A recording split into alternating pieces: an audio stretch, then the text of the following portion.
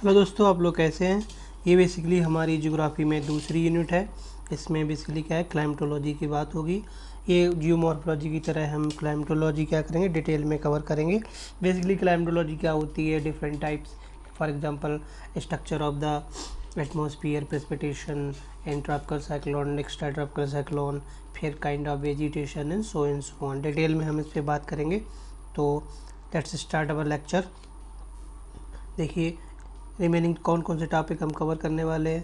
देखिए origin of atmosphere of earth, ये हम ऑलरेडी कवर कर चुके हैं अपने प्रीवियस लेक्चर में। जो मेट्रोइड थ्योरी थी, जो अर्थ पे जैसे एज ए अर्थ प्लैनेट पे इम्पैक्ट करती है, फिर एटमॉस्फेयर का डेवलपमेंट होता है। ठीक है, स्ट्रक्चर ऑफ एटमॉस्फेयर हम कवर करेंगे। Heat, budget, albedo, movement of air, stability and instability, adiabatic lapse rate, temperature inversion, precipitation, okay, types of cloud, types of rainfall, और क्या नाम,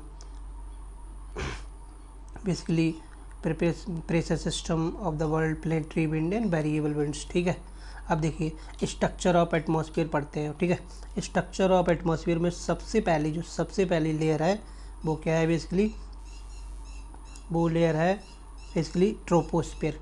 ट्रोपोस्फेयर क्या होती है, जो स्ट्रक्चर बेसिकली जो अर्थ से एटमॉस्फेयर की पहली लेयर होती है वही बेसिकली ट्रोपोस्फेयर होती है। ठीक है, अब देखिए थोड़ा पढ़ मान लीजिए एक ये कॉलम सेक्शन ले लेते हैं एटमॉस्फेयर का। जैसे देखिए ये कॉलम सेक्शन ले लिया एटमॉस्फेयर का। ठीक है, अब मान लीजिए ये 0 डिग्री है यानी इक्वेटर है, और ये 90 है। ठीक, ये 90 डिग्री है। अब क्या होता है, जो जो ट्रोपोस्फेयर लेयर होती है ना, वो देखिए इस तरीके से होती है, यानी इस तरीके से का ओरिएंटेशन होता है। पोल्स पे बेसिकली कितनी होती है, 8 किलोमीटर। ठीक, और इक्वेटर पे होती है 18 किलोमीटर। अब इसका रीजन हम देखेंगे, एवरेज कितना हो गया इनका, 13 किलोमीटर। ठीक, यानी कि ये भी क्वेश्चन हो सकता है कि ट्रोपोस्फेयर लेयर है जिसकी उसका हाइट का एवरेज कितना है, तो 13 किलोमीटर, दोनों जोड़ का आधा कर दो। ठीक, अब देखिए यहाँ देखिए जो इक्वेटर होता है वहाँ पे लो प्रेशर रीजन होता है, तो क्या होती हैं, जो एयर होती हैं कन्वेक्सली राइज हो जाती हैं। कन्वेक्सली राइज चक्कर में बहुत 18 किलोमीटर तक एटमॉस्फेयर में चली जाती हैं। ये बेसिकली पोल्स पे क्या होता है, ये बेसिकली हाई प्रेशर एरिया होते हैं, तो यहाँ पे क्या होती है, एयर बेसिकली कन्वर्ज हो जाती है रादर देन डाइवर्ज होती है, तो यहाँ अपलिफ्ट नहीं होती है। ठीक, अब देखिए फीचर्स क्या क्या होते हैं। देखिए टेम्परेचर डिक्रीजेज इंक्रीजेज हाइट, यानी कि फर्स्ट पॉइंट है बेसिकली जैसे जैसे हम ऊपर जाएंगे तो क्या हो जाएगा, टेम्परेचर डिक्रीज करता चला जाएगा। ठीक, ग्रीन हाउस गैस का एब्जॉर्प्शन होता है, जैसे carbon dioxide, okay, water vapour, NCH4, NCCl4 and so on. Okay, heat radiation from earth. अब देखिए जो ट्रोपोस्फेयर होता है वो बेसिकली जो हीट एब्जॉर्ब करता है अर्थ से, कौन सी रेडिएशन हीट, ये इंपॉर्टेंट पॉइंट है।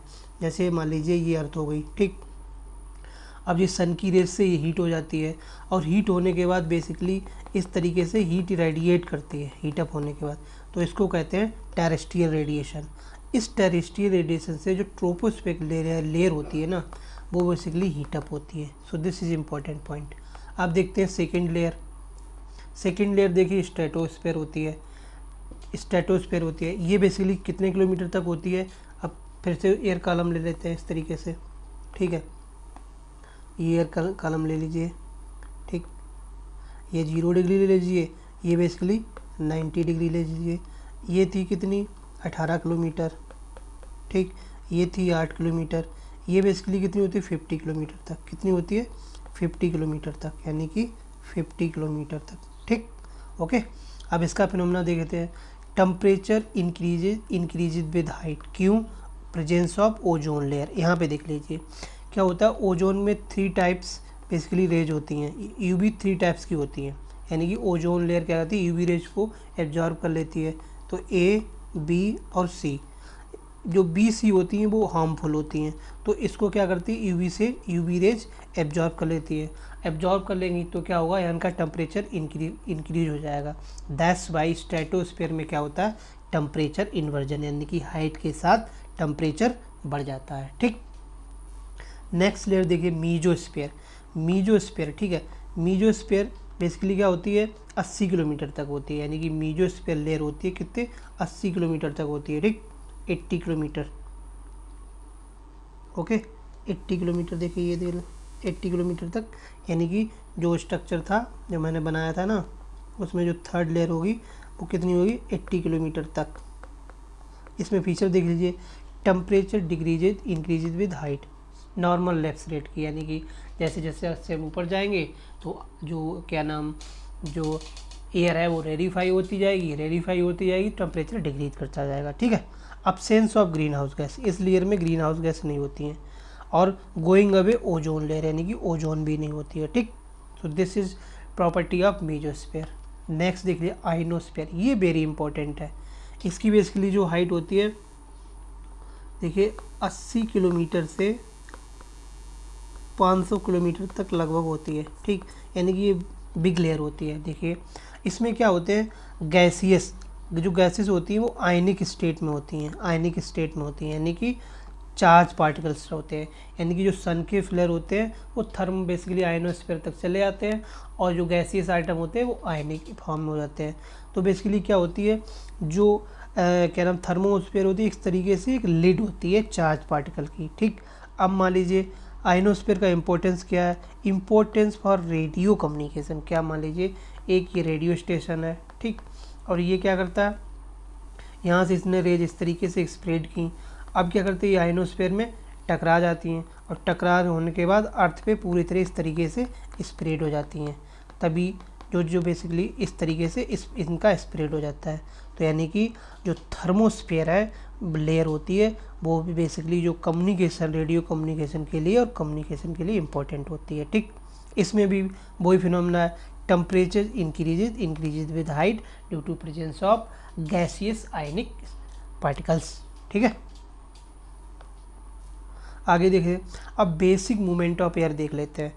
बेसिक मूवमेंट ऑफ एयर यानी कि एयर मूव कैसे करती है, ये वेरी इंपॉर्टेंट फिनोमेना है बेसिकली प्रेशर डिफरेंस का। देखिए जो लो प्रेशर जोन होते हैं वहाँ पे एयर कन्वर्ज होती है, ठीक, और यहाँ पे एयर क्या होती है, एक तरीके से अनस्टेबल होती है, क्या होती है, अनस्टेबल होती है, ठीक।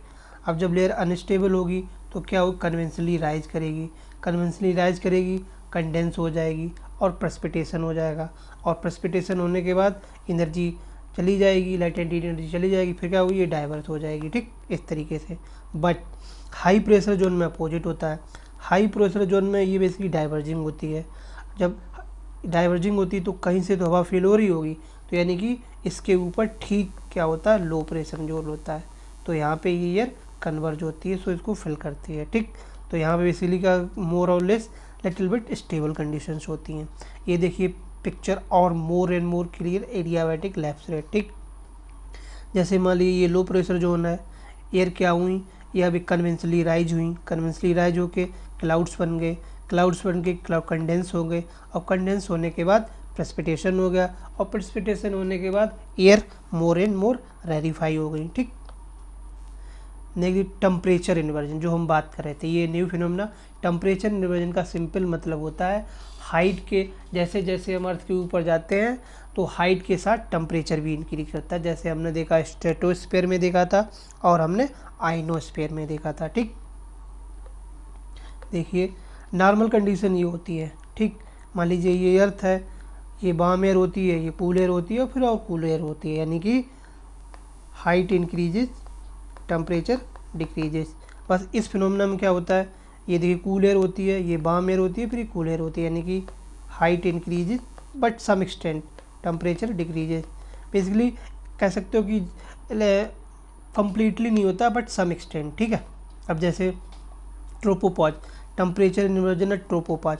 देखिए ये ट्रोपोपॉज की जो लेयर होती है ना, ये जो ट्रोपोपॉज बनता है ये वाला, देखिए ट्रोपोपॉज। फिर यहाँ से क्या होता है, जैसे ही हम स्ट्रेटोस्फीयर में इंटर करते हैं तो यानी कि हाइट के साथ टेम्परेचर भी इंक्रीज करने लगता है, ठीक।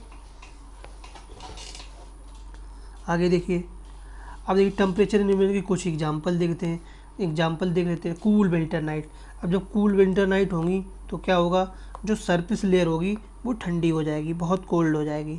अब जो इससे सटी हुई यानी कि इससे चिपकी हुई और इससे जो एयर बह रही होगी वो भी कंडक्शन प्रोसेस से वो भी कूल हो जाएगी, ठीक। अब देखिए ये कूल हो गई, अब देखिए हाइट इंक्रीज हो रही, ठीक।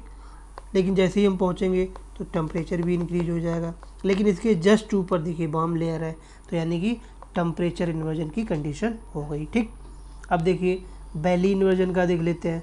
बेसिकली क्या होता है, नाइट में वैली के ठीक ऊपर क्या बनते हैं, ये हाई प्रेशर जोन बनते हैं। हाई प्रेशर हो जाता है क्योंकि ये सरफेस टेम्परेचर डिक्रीज कर जाता है ऊपर सरफेस का। इधर क्या होता है, लो प्रेशर जोन बनता है। तो क्या होगा, एयर ऊपर राइज होगी। जब एयर ऊपर राइज होगी तो इसको, अब यहाँ डिप्रेशन होगा तो वैली के ऊपर से ठंडी हवा आएगी, ठंडी हवा आएगी। देखिए इसका ये 4 सेल्सियस है, फिर 8 सेल्सियस है, फिर 10 सेल्सियस है, यानी कि हाइट इंक्रीजेज, टेम्परेचर इंक्रीजेज। ठीक, नेक्स्ट देखते हैं। अब देखिए प्रेसिपिटेशन प्रोसेस। प्रेसिपिटेशन प्रोसेस किस पे डिपेंड करता है, ह्यूमिडिटी पे। ठीक है, यानी कि प्रेसिपिटेशन प्रोसेस डिपेंड करता है ह्यूमिडिटी पे, कि यानी कोई मान लीजिए कोई एयर पैकेट है, ठीक, और एयर पैकेट में कितनी ह्यूमिडिटी, यानी कि एयर पैकेट है इसमें कितनी ह्यूमिडिटी है। ठीक, ह्यूमिडिटी मीन्स सिंपल मतलब होता है presence of water vapour in the air packet. अब दूसरा कंसेप्ट होता है रिलेटिव ह्यूमिडिटी। रिलेटिव ह्यूमिडिटी देखिए क्या होती है, मान लीजिए किसी एयर पैकेट की जो होल्डिंग कैपेसिटी है ना, होल्डिंग कैपेसिटी, उसकी होल्डिंग कैपेसिटी है 100, ठीक, बट प्रेजेंट में उसमें कितना है 40, प्रेजेंट में उसमें कितना है 80, यानी कि 80/100। प्रेजेंट में है 80 और उसकी होल्डिंग कैपेसिटी है 100, यानी कि जैसे ही 100 से आगे ऊपर हो जाएगी तो क्या हुआ, कंडेंस हो जाएगा और प्रेसिपिटेशन हो जाएगा। तो इसे कितनी चाहिए, 20 और इसे चाहिए, यानी कि 20 बेसिकली और चाहिए। अब दो कंडीशन होगी, या तो इसमें जो मॉइस्चर कंटेंट है वो ऐड कर दीजिए, या क्या कर दीजिए, इसका टेम्परेचर डिक्रीज कर दीजिए। टेम्परेचर डिक्रीज कर देंगे तो बेसिकली जो क्या नाम रिलेटिव ह्यूमिडिटी है वो भी डिक्रीज हो जाएगी, क्योंकि relative humidity proportional to temperature. ठीक, अब देखो addition of moisture and reduction of moisture holding capacity of the air packet. अगर एडिशन, जैसे सपोज दैट अगर एडिशन करना है, ठीक है, तो बेसिकली हमें 100 तक पहुंचाना है, नहीं हमें क्या करना है, या रिडक्शन करना है टेम्परेचर घटा के। ठीक, तो बेसिकली हमें 100 करना होता है। अब देखिए प्रेसिपिटेशन प्रोसेस, यानी प्रेसिपिटेशन प्रोसेस होता कैसे, विद फॉर्म ऑफ क्लाउड, यानी कि specially cumulonimbus cloud. Cumulonimbus cloud में क्या होता है, basically cyclonic tropical cyclone type condition होती है। यहाँ क्या होता है, इंटेंस लो प्रेशर होता है, इंटेंस लेयर लो प्रेशर होता है। तो जो मॉइस्चर एयर होती हैं ऊपर इस तरीके से अपलिफ्ट हो जाती हैं और क्लाउड बन जाते हैं इस तरीके से। वैसे ऐसे क्लाउड जो कन्वेंशनली राइज होते हैं और बरसात करते हैं उनको क्यूमुलोनिम्बस क्लाउड कहते हैं। इसमें थंडरिंग वगैरह सारे फिनोमेना होते हैं। तो जो कन्वेंशनली राइज होते हैं, देखिए इनको कहते हैं क्यूमुलोनिम्बस क्लाउड। थोड़ा देखिए जो सबसे ऊपर होते हैं बेसिक फीदर टाइप, यानी कि फ्लॉक ऑफ फीदर्स, यानी कि उनको साइरस कहते हैं इस तरीके से। ठीक, ओके। जो सबसे नीचे वाले होते हैं उनको स्ट्रेटस कहते हैं, यानी कि जो लेयर वाइज होते हैं इस तरीके से, यानी कि क्लासिफिकेशन ऑफ हम पढ़ रहे हैं क्लाउड्स का।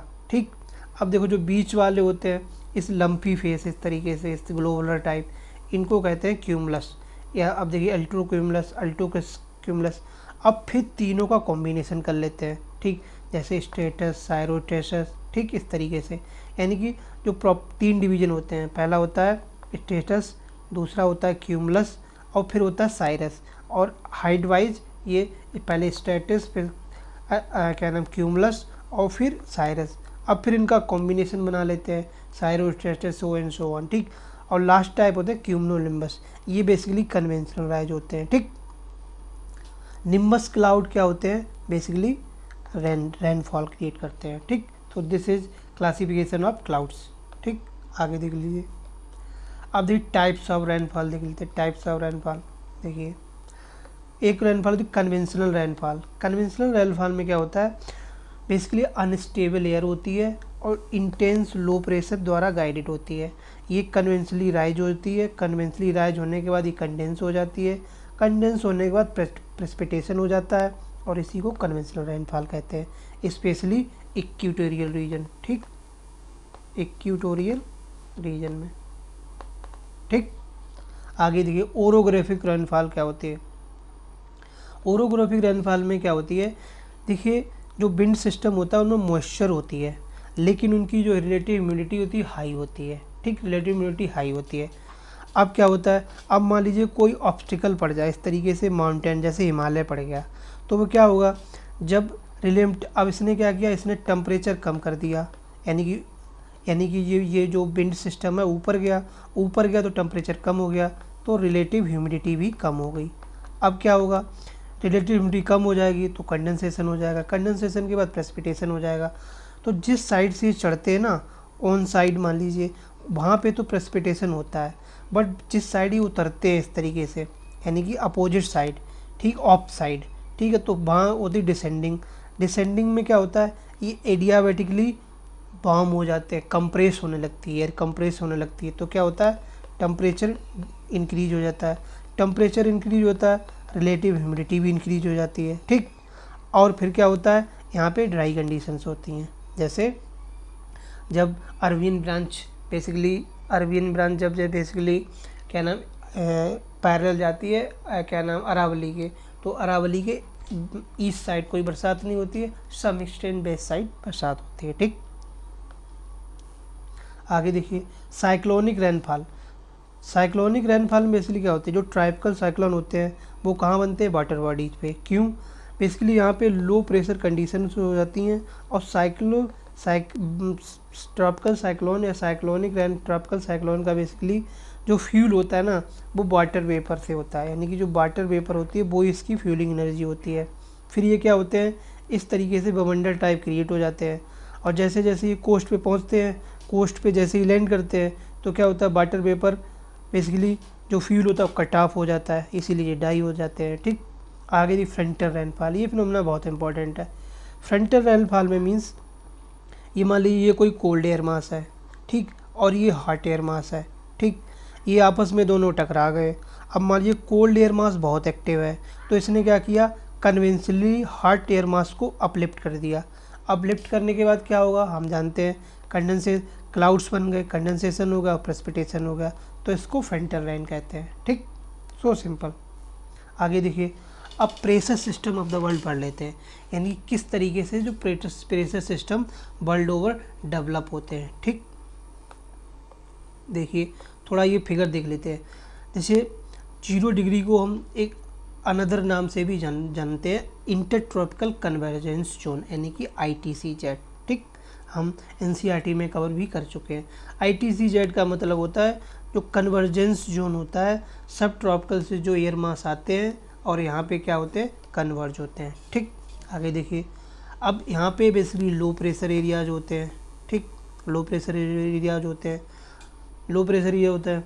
अब देखिए क्या होते हैं, तो जो एयर्स होंगी क्या होंगी, कन्वेंशनली यहाँ अपलिफ्ट होंगी, जब कन्वेंशनली अपलिफ्ट होंगी और सब ट्रॉपिकल हाइट तक पहुँचते पहुँचते ये क्या करेंगे, एटमॉस्फेयर में ऊपर तो वहाँ क्या होगा, लो प्रेशर बनेगा, ऊपर हाई प्रेशर यहाँ पे कन्वर्ज हो जाएंगी, तो यहाँ पे क्या हो जाएगा, हाई प्रेशर बन जाएगा। अब जब हाई प्रेशर बन जाएगा तो जब ये वाली एयर डाइवर्ज करेंगी तो क्या डायनामिकली इंड्यूस करके सब पोलर पे लो प्रेशर बन जाएगा, और पोल्स पे तो हाई प्रेशर होता ही है। तो क्लियर पिक्चर क्या होती है कि जो ITCZ होता है उस पर लो प्रेशर होता है। अब क्या होता है, लो प्रेशर से क्या होता है, जो कन्वेंशनली एयर राइज होती हैं और 30 डिग्री यानी 30 डिग्री सब ट्रॉपिकल रीजन पे ये बेसिकली कन्वर्ज होके dynamically high pressure area high pressure belt create करती हैं, ठीक। अब देखिए यहाँ से जब हाई प्रेशर करेंगी ऑन द अर्थ, फिर ये डाइवर्ज होंगी, यही डाइवर्ज होकर सब पोलर पे लो क्रिएट करेंगी और पोल्स पे तो हाई होता ही है, ठीक। आगे देखिए, अब इसी का थोड़ा इसमें फिनोमेना देख लेते हैं। देखिए जब ऊपर कन्वर्ज होकर सब ट्रॉपिकल तक आती हैं तब इसको हेडली सेल कहते हैं। ये टेम्परेचर ओरिएंटेड होती है तो इसको थर्मली इंड्यूस कहते हैं। ये अब जो सब ट्रॉपिकल को इसको होस्ट लैटिट्यूड भी कहते हैं, ठीक। अब ये जो यहाँ पे हाई यानी सब ट्रॉपिकल और सब पोलर, ठीक, यहाँ पे जो बनती है फेरल सेल बनती है, यानी कि ये थर्मल डायनामिकली इंड्यूस होती है क्योंकि एयर की वजह से हाई प्रेशर और लो प्रेशर बन रहे हैं। ऊपर भी थर्मली इंड्यूस है तो ये पोलर सेल हो गई, ठीक, क्योंकि यहाँ पे high pressure and low temperature region होते हैं। ठीक, आगे देखिए प्लेनेटरी विंड सिस्टम, यानी कि प्लेनेटरी विंड सिस्टम वो होते हैं, वो विंड बेसिकली पूरे पूरे ग्लोब पे चलती हैं, यानी कि पूरे ग्लोब पे चलती हैं। फॉर एग्जांपल ट्रेड विंड्स, इनको ईस्टर्ली विंड भी कहते हैं, और वेस्टर्ली और पोलर विंड। ट्रेड विंड्स देखिए ये होती है इस तरीके से, ट्रेड विंड्स, ठीक, इस तरीके से ये जो होती है ट्रेड विंड्स चलती हैं। ठीक, ये बेसिकली मोर और लेस ईस्ट टू वेस्ट चलती हैं, लेकिन कोरिलेशन फोर्स के चक्कर में ये थोड़ा बेसिकली डाइवर्ज हो जाती हैं। ठीक, ओके। अब देखिए कोरिलेशन फोर्स क्या होता है, जैसे मान लीजिए ये अर्थ है, ये बेसिकली क्या है, वेस्ट टू ईस्ट रोटेट हो रही है, तो रोटेशन के आउटकम है, रोटेशन का यानी अर्थ के रोटेशन का आउटकम है कोरिलेशन फोर्स। ये क्या करता है, मान ली किसी बॉडी को, किसी बॉडी या एयर पैकेट को बेसिकली नदर्न में क्या करता है, अपनी डायरेक्शन के क्लॉकवाइज डिफ्लेक्ट कर देता है, बट सदर्न में एंटी क्लॉकवाइज डिफ्लेक्ट कर देता है। ठीक,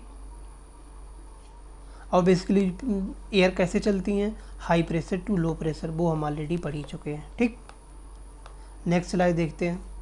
आगे देखिए अपर ट्रोपोस्फेयर, अभी हमने क्या किया, सरफेस विंड की स्टडी की, जैसे प्लेनेटरी विंड और क्या नाम वेस्टर्ली पोलरली।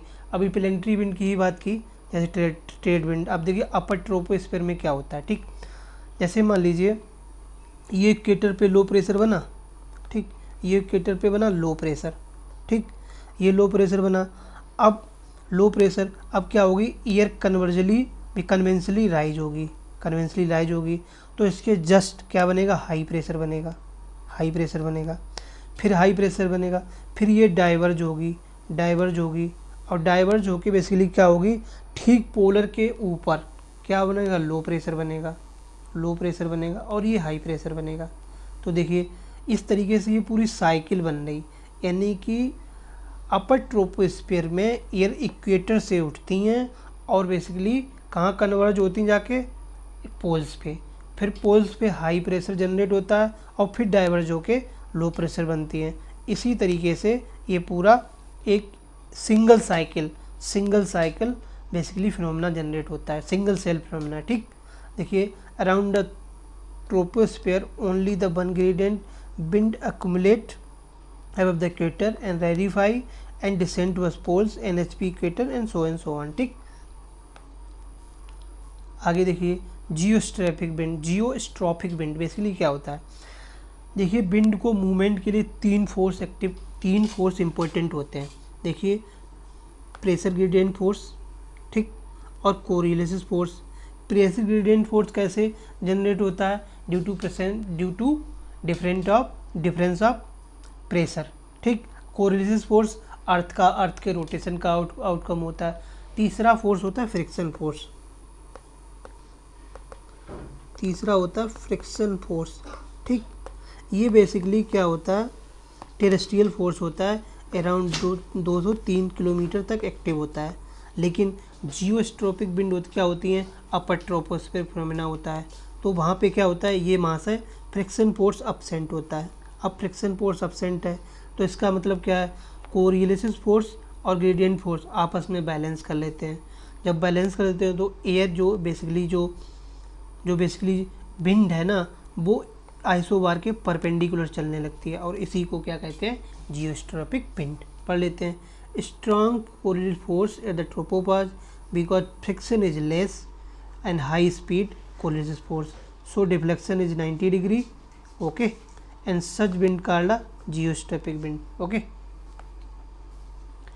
अब देखिए जियोस्ट्रोपिक विंड का थोड़ा पिक्चर पढ़ लेते हैं। ठीक है, नदर्न हेमिस्फीयर में क्लॉकवाइज डिफ्लेक्ट होती हैं, ओके, और वेस्ट टू ईस्ट होती हैं। इन सदर्न हेमिस्फीयर में एंटी क्लॉकवाइज डिफ्लेक्ट होती हैं और ईस्ट टू वेस्ट होती हैं, सॉरी। ठीक,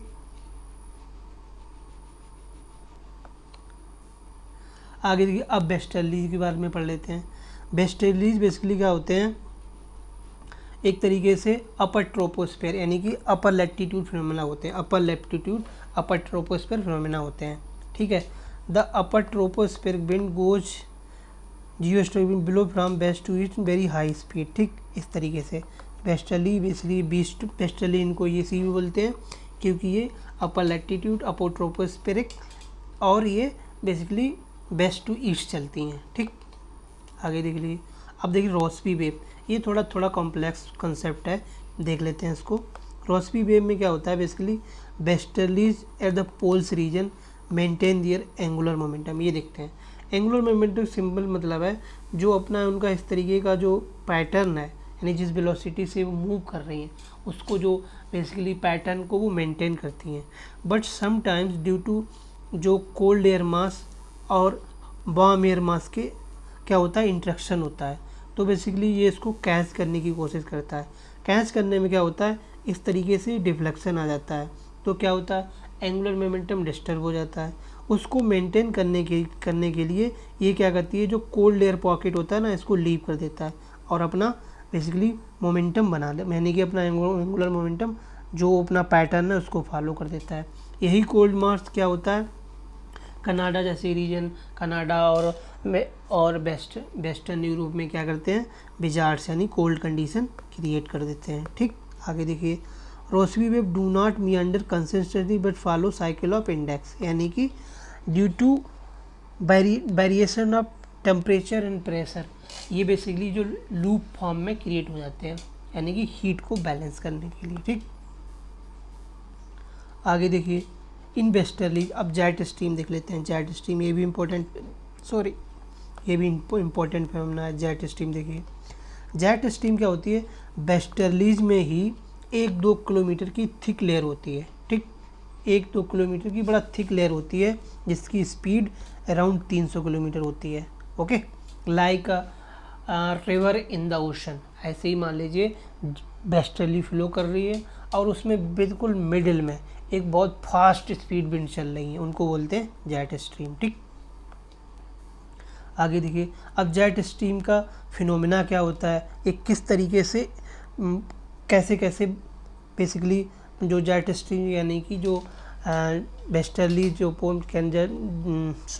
वेस्टर्ली में किन किन पोजीशन पे ये फॉर्मेशन होता है। देखिए जेट स्ट्रीम का लोकेशन देख लेते हैं, जो बेसिकली हमने हेडली सेल नहीं पढ़ा था, यानी कि फेरल सेल और हेडली सेल की जो लो ट्रांजिशन है ना, वहाँ पे इस तरह बनती हैं, यानी कि सब ट्रॉपिकल हाई, ठीक है। फिर देखिए पोलर सेल और ट्रोपोस्फेयर, ये सब पोलर लो, ठीक। इस तरीके से ये 4 बनती हैं, यानी कि सब ट्रॉपिकल जेट और पोलर जेट, 2 नदर्न हेमीस्फीयर में और 2 सदर्न हेमीस्फीयर में, ठीक। These are situated margin of meridional cell, these Hadley cell, Ferrel cell और पोलर सेल, ठीक। ओके, 4 परमानेंट होती हैं, 2 पोलर, 2 सब ट्रॉपिकल जेट स्ट्रीम, ओके। आगे देखते हैं, देखिए ये परमानेंट हो गई पोलर जेट स्ट्रीम, सब ट्रॉपिकल जेट स्ट्रीम और सब ट्रॉपिकल जेट स्ट्रीम, मान लीजिए 2 नदर्न हेमीस्फीयर में, 2 सदर्न हेमीस्फीयर में। अब ना टेम्परेरी जेट स्ट्रीम भी देख लेते हैं। ये बेसिकली डेवलप होती है साउथ एशिया में, ठीक है, यानी कि इंडियन रीजन में। अब देखिए ये कैसे जनरेट होती है, ये बेसिकली क्या होती है ना, रीजनल होती है और ये around 3 to 4 month he develop होती है, ठीक। जून बेसिकली कब, जून, जुलाई और अगस्त, 3 मंथ के लिए। देख क्या होता है, मान लीजिए ये मस्क्रिन है, ये यानी कि मेडागास्कर के पास मस्क्रिन हाई होता है, ठीक। अब ये हाई प्रेशर जोन है, ठीक। तो क्या होगा, विंड यहाँ से इस तरीके से चलेंगी। तिब्बतन क्या होता है, तिब्बतन प्लेटू इस समय बहुत हीटिंग हो जाती है मई जून में, तो क्या होता है, ये बेसिकली क्या होता है, यहाँ पे लो प्रेशर कंडीशन जनरेट होती हैं, जनरेशन होती हैं और इसको कौन फिल करता है, मस्क्रीन हाइज बेसन, यानी कि ये जो साउथ वेस्ट मानसून है ना, यही इस तरीके से फिल करने लगती हैं। इसके ठीक ऊपर हाई प्रेशर होता है, ये कन्वर्ज करेगा और यहाँ पे लो प्रेशर होता है, यानी कि अब जो हाई प्रेशर बना इस तरीके से विंड इस तरीके से मूव करेगी, तो इसी बोलते हैं ट्रॉपिकल जेट स्ट्रीम। जितनी ज़्यादा ये स्ट्रांग होगी उतना ज़्यादा ये इस लूप को फीड करेगी, ठीक, इस लूप को फीड करेगी और उतना ही ज़्यादा Indian south west monsoon strong होगा, ठीक। यानी कि रीजनल ड्यू टू मस्क्रिन हाई और तिब्बतन लो प्लेटू, ये बेसिकली क्या है, सरफेस फिनोमिना है और फिर ऊपर लूप क्रिएट होता है, तो वो क्या होता है, एटमॉस्फेरिक फिनोमिना, दोनों मिलकर ट्रॉपिकल जेट स्ट्रीम का निर्माण करते हैं, ठीक। आगे देखिए, एक छोटा सा फिनोमेना और वो यहाँ पे जनरेट होता है। जनरली जो सोमाली जेट होती है ना, सोमालियन करंट सोमाली, उसकी पैटर्न ये होता है, इस तरीके से होता है। लेकिन साउथ वेस्ट मानसून का इतना ज़्यादा इंटेंस इम्पैक्ट होता है, मस्करीन हाई और अनदर फिनोमेना जुलाई अगस्त, जून जुलाई अगस्त, तो क्या होता है, इसका डायरेक्शन रिवर्स हो जाता है, यानी कि ये भी साउथ वेस्ट मानसून को फीड करने लगती है। That is so simple. अब देखिए polar jet stream. Polar jet stream क्या होती है, बेसिकली पोलर एरिया में डेवलप होती है इस तरीके से लूप फॉर्म में। ठीक, ये लूप क्यों होते हैं, ड्यू टू प्रेशर वेरिएबिलिटी। ठीक, देखिए jet stream, polar jet stream देखिए किस ओमेगा, यानी ओमेगा लेटर, यानी कि प्रेशर वेरिएबिलिटी डेवलप होती है। जैसे ये लो प्रेशर हो गया, ये हाई प्रेशर हो गया, ये लो प्रेशर हो गया। अब ये मानिए लो पोलर हो गया, लो है तो क्या ये अनस्टेबल हो गया, तो कि ऊपर साइड जाएगा, स्टेबल हो जाएगा, फिर नीचे जाएगा। तो इस तरीके से लूप फॉर्म में जेट स्ट्रीम मूव करती हैं। अब देखिए jet stream are embedded in westerly का Rossby wave, high latitude cause pressure variability, that's why they called a travelling depression. इनको क्या कहते हैं, ट्रेवलिंग डिप्रेशंस कहते हैं। किसको, पोलर जेस्टरली और पोलर जेट स्ट्रीम को। ठीक, आगे देखिए जेट स्ट्रीम ट्रेवलिंग डिप्रेशंस इस तरीके से देखिए, जैसे मान लीजिए अब अप है तो हाई प्रेशर होगा। ठीक, यहाँ पे क्या है, हाई प्रेशर है, लो है तो लो प्रेशर होगा। तो जब लो, अब क्या है, अप है तो यहाँ पे इसको फीड करने के लिए ऊपर जाएगी नीचे जाएगी, इस तरीके से। यहाँ और अच्छे से दिखाया गया, देखिए ये हाई है तो कन्वर्ज हो रहा है, लो है तो डाइवर्ज हो रहा है, फिर देखिए ऊपर डाइवर्जिंग लॉफ्ट है, इधर कन्वर्जिंग लॉफ्ट है, इस तरीके से मूव करती हैं। ठीक, आगे देखिए weather of mid latitude high altitude, characteristics मान लीजिए, प्रॉपर्टी मान लीजिए कि weather of high latitude more complex than equatorial and tropical. क्यों, because tropical and equatorial the heat surplus and thermal region are more important, यानी कि thermal reason ही dominate करते हैं। यानी कि टेम्परेचर हाई हुआ, टेम्परेचर हाई होने के बाद क्या हुआ, एयर कन्वेंशनली राइज हो गई, राइज होने के बाद कंडेंसेशन हुआ, कंडेंसेशन के बाद प्रेसिपिटेशन हो गया। बट मिडिल एल्टीट्यूड में, बट हाई लैटिट्यूड और heat deficit region, dynamic region, यानी कि dynamics means air dynamics region, air के प्रेशर और टेम्परेचर डिफरेंस वेरिएबिलिटी से क्या होता है कि बेसिकली यहाँ वेदर फिनोमेना जनरेट होते हैं। जैसे localised upper tropospheric circulation, Rossby wave, jet stream and temperate cyclone, these are phenomena which affect the weather of mid latitude और हाई लैटिट्यूड। ठीक, आगे देखिए कंडीशन फॉर लो प्रेशर, यानी कि लो प्रेशर की कंडीशन क्या क्या होनी चाहिए, बिकॉज ऑफ हाई टेम्परेचर। ठीक, जैसे फॉर एग्जांपल लो टेम्परेचर कहाँ होता है, इक्वेटर पे, कन्वेंशनली रेनफॉल होता है। डायनेमिक के लिए क्या होता है, upliftment of the air, lift का अपलिफ्ट, यानी कि एयर अपलिफ्ट होगी कहाँ, लो प्रेशर से, तो हाई प्रेशर जनरेट होगा, फिर कन्वर्ज होगी तो फिर क्या होगा, हाई प्रेशर होगा, फिर अपलिफ्ट होगी तो लो प्रेशर होगा, समथिंग लाइक।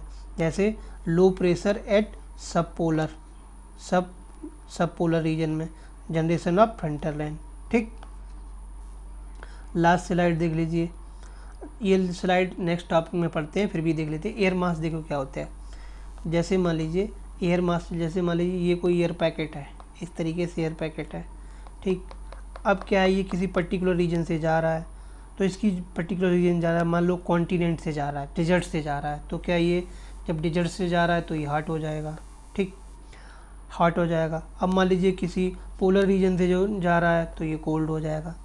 और सेकेंड प्रॉपर्टी इसमें क्या होती है, एटमॉस्फेरिक कंडीशंस, एटमॉस्फेरिक कंडीशंस जो होती हैं like temperature, pressure and humidity, वो all through packet homogeneously same होता है, यानी कि इस पैकेट के थ्रू सेम होगा, और जिस रीजन से जाएंगे उस रीजन की प्रॉपर्टी को गेन कर लेंगे। ठीक, अब देखिए large extensive body of air mass around 1000 square kilometre. ठीक, high up to tropopause at a particular height, one air mass will have uniform temperature moisture across it bits, air mass can be differentiated according to the temperature and pressure variations. Okay, so this is for all today.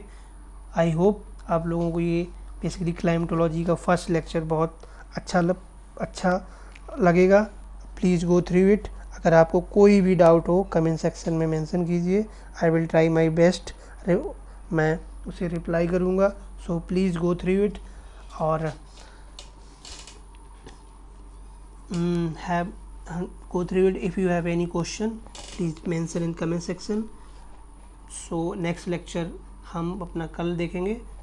So please have a very nice day. Okay, thank you very much.